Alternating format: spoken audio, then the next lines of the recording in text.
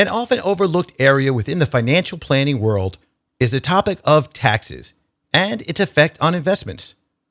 The amount that you will pay Uncle Sam over the years will have a direct impact on the amount of money that you'll have during retirement.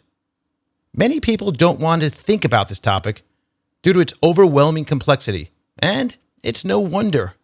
At last look, the U.S. tax code spanned over 74,000 pages, making it difficult for even the most seasoned professionals to comprehend.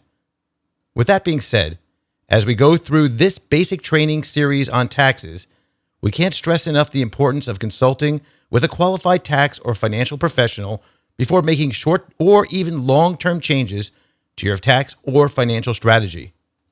Let's be clear. Everyone's situation is unique in some way or another, and it is difficult to simply suggest ways to be tax efficient. One thing is for sure, though.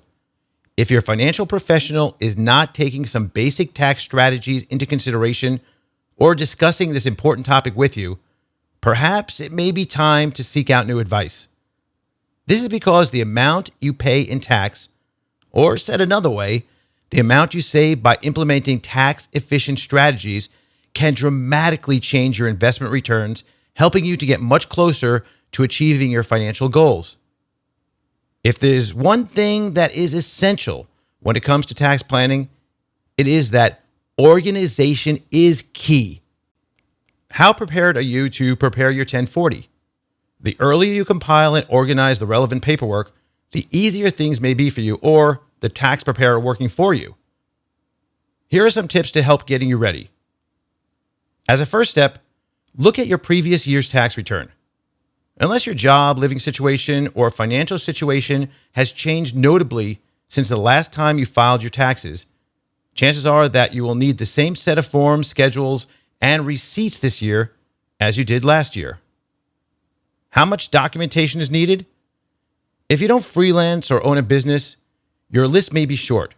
W-2s, 1099s, INTs, perhaps 1099 divs, K-1s, or 1099-Bs, or a Form 1098 if you pay a mortgage, property tax bills, and maybe even some more.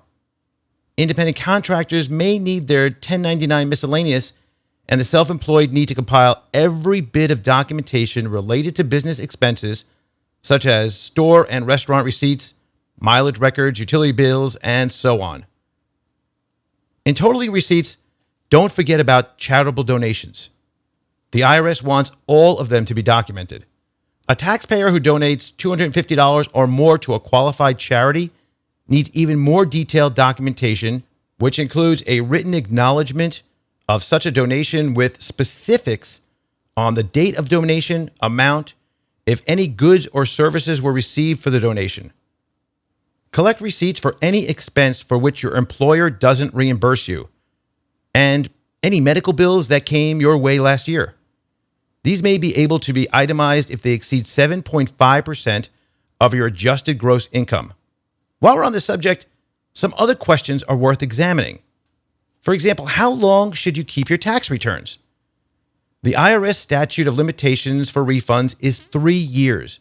But if you underreport taxable income, fail to file a return, or file a claim for a loss from a worthless security or bad debt deduction, it maybe is wise to keep them a bit longer. You may have heard that keeping your returns for 7 years is important or wise. Some tax professionals will actually tell you to keep them for life.